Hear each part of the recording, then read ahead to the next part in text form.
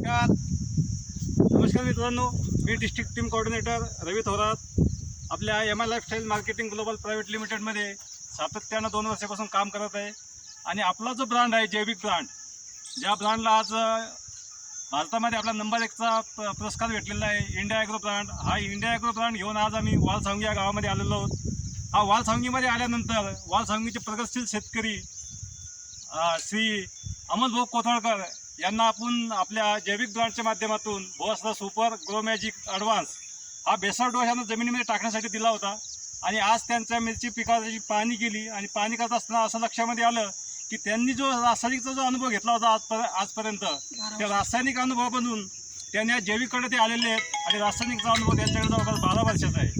12 वर्षाच्या कालावधीमध्ये त्यांनी रासायनिकमध्ये किती त्यांना घाटा आला, उत्पन्नामध्ये किती घाटा आला, खर्चामध्ये किती घाटा आला, आज आपण त्यांच्याकडून ऐकून घेणार आहोत. पण आपल्या माध्यमातून त्यांच्या मिरची पिकाला गेल्या मिरची पीक जर आज बघितलं आपण तर जवळपास 1 महिना पण पूर्ण झालेला नाही आहे. तर आज आपण पीक बघू शकतो आणि त्यांचा अनुभवसुद्धा आपल्याला ऐकायला भेटणार आहे. त्याच्या अगोदर आपण पीक बघणार आहोत, कशा पद्धतीचं पीक त्यांचं आलेलं आहे.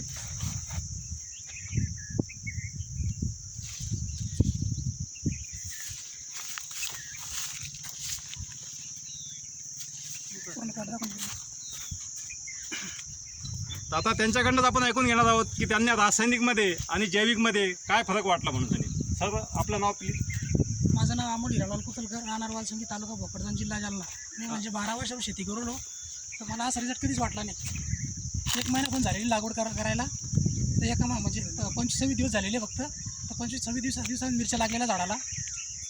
आणि इंडिया ॲग्रोचे प्रोडक्ट वापरले, छान रिझल्ट वाटला मला. याच्या अगोदर तुम्ही जे रासायनिकमध्ये काम करत होता 12 वर्षापासून तुम्ही शेती करताय, तर रासायनिकमध्ये आणि आपल्या जैविकमध्ये तुम्हाला फरक काय वाटला याच्यामध्ये? छान प्रकार वाटला. तर रासायनिककडे जायला पाहिजेत का जैविककडे जायला पाहिजे? वापरलं पाहिजे. जैविक वापरल्यानं तुमचा रासायनिकमध्ये जो आता तुम्ही एका महिन्यामध्ये समजा एका एकरामध्ये तुम्ही जो रासायनिकचा खर्च करत होता त्या खर्चामध्ये तुम्हाला असं वाटलं की किती टक्क्यांनी कपात झाली तुमच्यावाली? 50% कपात झाली. 50% कपात झाली. 50% कपात झाली, चांगली गोष्ट आहे. आणि जैविकच्या माध्यमात तुम्ही आजपर्यंत रासायनिकमधून जे उत्पन्न घेत होते त्या मालाच्या क्वालिटीमध्ये आणि याच्या जैविकच्या क्वालिटीमध्ये तुम्हाला काय फरक वाटला? छान फरक वाटला मला मध्ये. तर पुढील शेतकऱ्यांसाठी तुमचा संदेश काय असणार? शेतकऱ्यांनी आवर्जून प्रोडक्ट वापरायला पाहिजे. छान रिझल्ट आहे इंडिया ॲग्रोचे. धन्यवाद.